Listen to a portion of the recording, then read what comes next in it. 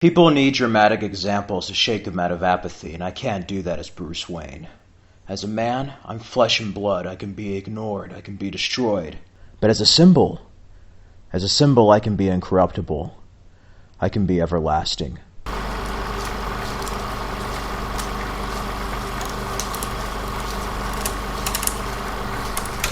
Hello YouTubers, my name is Frederick Lopez. I'm going to start off my review of the Dark Knight trilogy with 2005's Batman Begins, directed by Christopher Nolan, starring Christian Bale as Batman Bruce Wayne, Michael Caine as Alfred Pennyworth, Morgan Freeman as Lucius Fox, Cillian Murphy as Jonathan Crane / Scarecrow, Katie Holmes as Rachel Dawes, Tom Wilkinson as Carmine Falcone, and Gary Oldman as Gordon, in addition to Liam Neeson as Henry Ducard. So yeah, Batman Begins came out in 2005, and it was the first Batman movie in the span of 8 years. After Batman and Robin came out, Batman was completely dead. I mean, the only thing he had was maybe some of the animated series with Batman Beyond, The New Adventures, Justice League, and then those OnStar Batman commercials.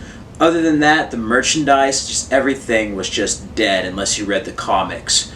And it was a very, very bleak time for Batman. I must say, as a Batman fan, this was a dark period. This is the dark ages of Batman, pretty much, until Christopher Nolan was hired to reboot Batman. They were throwing around a couple of ideas. There was a Batman vs. Superman movie in the works with Wolfgang Peterson to direct. They were thinking of having Darren Aronofsky direct Batman Year One. They got Paul Dini to write a Batman Beyond movie. And there were just many ideas. And Batman and Robin failed both critically and commercially. And they didn't go ahead with the planned Batman Triumphant, which would have had George Clooney return with Jack Nicholson and some Scarecrow visions, have Harley Quinn as a Joker's daughter, and then they were throwing the idea of Jeff Goldblum or Nicolas Cage as Jonathan Crane the Scarecrow. They ditched that idea. And Warner Brothers was going through a period of time where they were basically struggling over where to take the character. And Christopher Nolan came in and brought his vision. Christopher Nolan previously did the hit film Memento and Insomnia for Warner Brothers. So in 2004, around that time, 2003, 2004, he started filming Batman. It was under the fake title The Intimidation Game. And I remember following stuff like BatmanOnFilm.com at the time, and people thought Batman The Intimidation Game was the title of the film. It was in fact Batman Begins. But very interesting. They took the Christopher Reeve Superman approach, meaning you hire an unknown actor, or not very well-known actor, in the lead role as Batman, and you surround him with a very, very high-caliber range of actors. Gary Oldman, Michael Caine, Morgan Freeman, Liam Neeson. I mean, it's almost like it gives gravitas to the project, much in the way that Marlon Brando, Gene Hackman, Glenn Ford did for Superman the movie. So Batman Begins was a fresh reboot. It had nothing to do with the previous films, and let me get to the plot. The plot is pretty much the origin of Batman. We get to see how and why he does what he does, unlike the previous films. And unlike the previous films, he is also the main character. This is one of my favorite Batman films, not only because it focuses on the character of Batman, but Bruce Wayne is the main focus. He doesn't play second fiddle to the villains. No, this is Batman / Bruce Wayne's movie entirely. Again, this review is going to contain spoilers. The film has been out for some time, so if you haven't seen it, go watch the movie right now and skip this review. If you have seen it, this is going to be a nice little retrospective. The film begins with Bruce Wayne in prison. He's in a prison on the other side of the world. He's not in Gotham. It's shot on real locations. But he is Bruce Wayne, and we get flashbacks to his childhood. We get to see how the Waynes were murdered. What happened that day? What happened with his development? Him in college? How he left Gotham? What caused him to leave? Him confront his parents' killer? And then ultimately what got him arrested, and that's where Henry Ducard, played by Liam Neeson, meets him in a prison saying, if you make yourself more than a man, then you become something else entirely, legend. So he pretty much puts him through a trial to find this temple in a mountain in Tibet, basically, ice glaciers. Very beautiful. They filmed it in Iceland, but it's very, very beautiful. They used some practical effects as well as some green screen for the backgrounds, which are hardly noticeable. But he ends up meeting Ra's al Ghul and the League of Shadows, and is trained by them. We get to see how Batman's trained, and I love this because it develops the characters, develops Bruce Wayne. You see how he can fight the way he does. the physicality of it, the methods he uses with like theatricality and deception and escape methods, the gauntlets, just everything. Everything is just so perfect there. Ultimately, he's faced with a decision. The League of Shadows want to destroy Gotham and have their favorite son turn against him, and Bruce Wayne does not want to kill. It shows you his morality. It shows you his code of honor.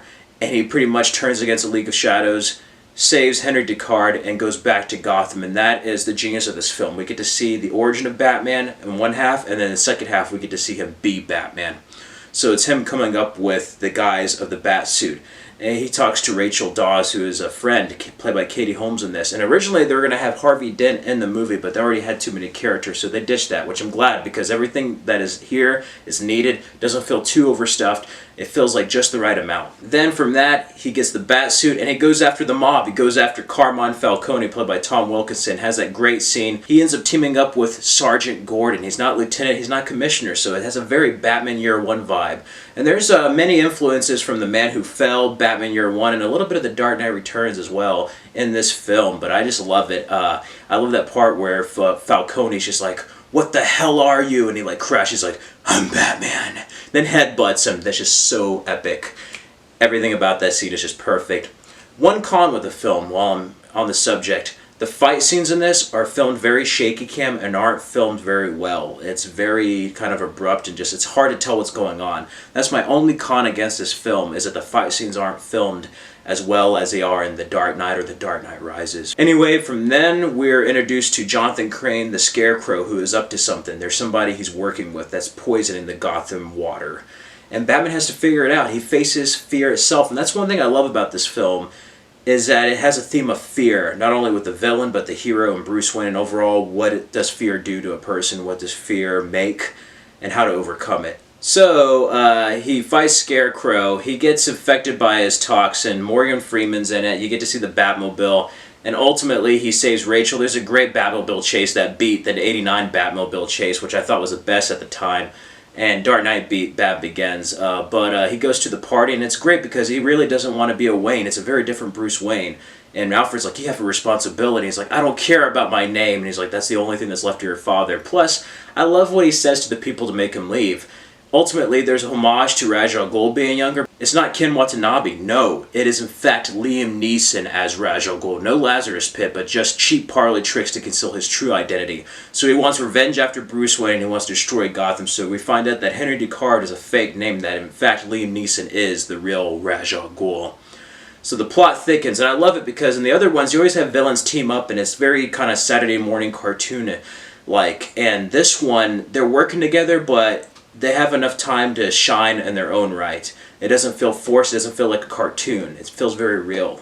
And it feels very organic in that fact. But I love what he says to make the people leave. It's just like, to all you phonies out there, to all you cheap, sycophantic suck-ups who smile through your teeth at me, please leave, please go, the party's over, get out. I just love that because you see like the characters in the Joel Schumacher films, and they're always like, "Oh, Bruce Wayne," and everything like that, and this one just gave a giant middle finger to that. I just love him in that, even though it shows you some of their disappointment with Bruce Wayne.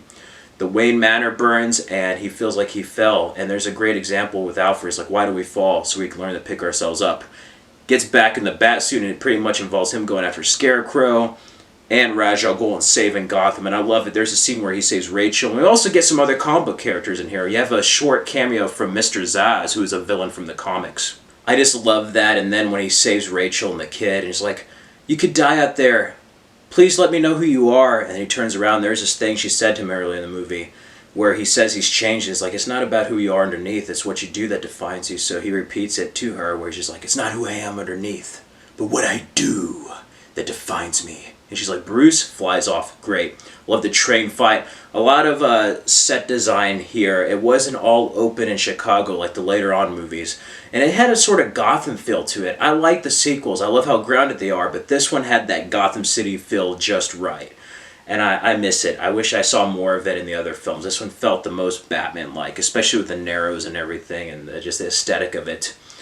And yeah, he basically says, hey, we could live together. And she's like, no, this is your true face, but maybe someday when Gotham doesn't need Batman. That alludes to the Batcave being built, and we end with Sergeant Gordon being promoted to lieutenant. And it's very year one where he's like, there's this guy causing trouble, and he says, I'm worried about escalation, I'm worried about crime going up after you set an example. And he says, there's this one guy I want you to investigate, and it's the Joker card. So it's like pretty much a Joker card in that, and I love it because he hands him that and it alludes to the Joker, and he's just like, I'll look into it. And he's like, I never said thank you. And he's like, you never have to. Ends with him gliding off. Just overall, I love that. I know it was kind of crazy going over the plot, but I really love this movie, and this is more of a retrospective review, so if you've seen it, you know how special it is. They totally redesigned everything. I love how grounded and how real they made everything. Practical. You had models, you had an actual tumbler built, the bat suit. Now, he couldn't turn his neck, but still, I just love how it looks. Everything about it's so great, especially when he's running down that one scene with the bats. Just everything about it. Gary Oldman is a chameleon. He transforms into Commissioner Gordon. I swear I'm watching the animated series or reading a comic. He is that much of Jim Gordon. Michael Caine plays a great Alfred. He stands up a little bit more to Bruce Wayne. He really is more of a father figure than just a butler in this film. Christian Bale is phenomenal. He is among one of the best Batmans. This is before his voice got too growly and before they messed with it in post-production, but this one, you really get to see the complexity in the character, and for the first time, not only is he fit enough, but you can believe he's both Bruce Wayne and Batman. And he's two completely different people. In a way, what Michael Keaton started, Christian Bale excelled upon, built on from that, and went further. And also, he did this right after The Machinist. He was very thin, and they were worried, and he tested in the Val Kilmer suit from Batman Forever. Cillian Murphy even tested for Batman. Anyway, he did it, and then he gained some weight, and they're like, this isn't Batman, this is Batman. So he was worried that he gained too much weight, but still, he was pretty big enough. And I like it. It's before he got a little bit more fit than the other ones, and this is just a bigger Batman. It just amazes me how Christian Bale can get to that type of physique, to that type of level, but it works for this film, and I love how he comes up with the Batsuit, the stages through there. It's very Mask of the Phantasm-like. And I also love how he growls. He adds that level of growling and just all-around seriousness, especially when he's interrogating people who are just like, I swear I don't know where the drugs are. He's like, swear to me! Adds a level of fear, and you really are scared of this Batman. I just love it. I love his approach. And Christian Bale's wife thought he made a mistake on the audition, but Christopher Nolan really liked it and had him cast for that character, and that also added to his complexity and duality as a character. Katie Holmes does a solid job as Rachel Dawes. I mean, she's pretty much like the love interest. I find it funny how another one of Tom Cruise's wives were in a Batman film with a 5 interval with like Nicole Kidman in 95, and then 10 years later, 2005 with Katie Holmes. Morgan Freeman's excellent. I love that scene of like, didn't you get the memo with Rutger Hauer? Such a great scene in the Batmobile part, and he's just like, does it come in black? I love that. Commissioner Gordon, when he drives off with the Batmobile, and Commissioner Gordon's like, I gotta get me one of those. All around some great lines. I love Liam Neeson in this. He's great as Henry Descartes. Ken Watanabe did a good job as Ra's al Ghul. I really thought he was Ra's al Ghul. I liked him in Last Samurai. He was solid. But Liam Neeson really turned bad. I mean, he always plays good guys, but when he turned bad, I mean, he turned bad at the end, and I loved it. Overall, it's such a great film. Tom Wilkinson does a good job as Carmine Falcone, and Cillian Murphy just has a level of, like, an evil scientist guy. I mean, he's just a malevolent little being. He likes screwing around with people. You can tell he looks thin, he looks kind of weak, but he needs the fear toxin, the scarecrow mask, to inflict fear on others, and he's fascinated with that. You get to see a psychological element and his brains, and not only that, just his intimidation towards people. And I liked how they did the scarecrow mask. They made it more like a gas mask instead of just a scarecrow mask. Overall, it is such a fantastic film. Besides that, you have Wally Pfister, cinematography. Won an Oscar for cinematography. It is a beautiful looking film, one of Christopher Nolan's best films. David S. Goyer and Christopher Nolan wrote the script. David S. Goyer previously did films like Crow City of Angels and the Blade trilogy as far as writing goes. Great, great film for Batman Begins. I mean, overall, I went through a dark period as a Batman fan, and this film was the Batman film that all Batman fans were waiting for at the time it came out. This is still one of the best Batman films, one of the best Bruce Wayne films, and primarily because it is a Bruce Wayne Batman-centric film. That's what I love about it. and it feels the most Gotham. Again, the only con is how the fight scenes are filmed. Other than that, it's amazing. Oh, Hans Zimmer's score with James Newton Howard is fantastic. Using a lot of trailers that dun dun dun dun dun dun dun dun. I mean, the list just goes on. It is such an incredible film, a tour de force. You know I'm a Batman fan, so I'm going to give it a 5 out of 5, a 10 out of 10, and an A+. Batman Begins is not only one of the best Batman films, it's one of the best superhero films ever made, and one of the best origin stories, perhaps maybe even my favorite origin story superhero film, along with Iron Man from 2008 and Superman the movie from 1978. Batman Begins is a well-crafted cinematic masterpiece. I mean, I can go on and on about this movie, but that is just my review and thoughts of Batman Begins. My favorite moments, I have so many, is just like, it's not who I am underneath, but what I do that defines me. The whole I'm Batman scene. Didn't you get the memo? I like, does it come in black? I love that. Christopher Nolan knocked it out of the park here. It defined superhero genre, defined reboots. After this, there were so many reboots. Casino Royale, 007 was inspired to get a reboot. Star Trek, he would not have had any of those without Batman Begins. Amazing Spider-Man even borrowed a lot from this. As far as origin films, you have like Iron Man afterwards and how they did other things. So much was taken from this movie. You can tell what this film took from Superman the movie. Also, it was the first time I got a new DC logo, which I actually did not like at the time, but it grew on me eventually, before they changed it like 3 or 4 other times. 2 or 3 maybe, I don't know. I remember they used to have the Shield logo, and then it switched to this one. Overall, it's not bad. I love the Bat opening, and just also the flashbacks and everything, Jim Gordon being there. Just everything about this film is structured so well. It is a well-done, well-crafted Batman film that just leaves in a level of excitement for the next installment with The Dark Knight with the Joker. So yeah, 5 out of 5, 10 out of 10, and an A+. I was happy when I saw Batman Begins, and it was my favorite Batman movie until Dark Knight came out. So yeah, that is it for my movie review. Let me know in the comments below what are some of your favorite moments, and what did you think of the film? Feel free to discuss it in the comments below. If you like this, click the like button, comment, and subscribe for more videos. In the meantime, be on the lookout for the Dark Knight movie review. I'm going to go over on July 18th for its 9th anniversary, and then Dark Knight Rises movie review retrospective on its 5th year anniversary on July 20th. That is all, ladies and gentlemen. I hope you have a great day. And yeah, also check out my War for the Planet of the Apes movie review. It should be up by the time I film this.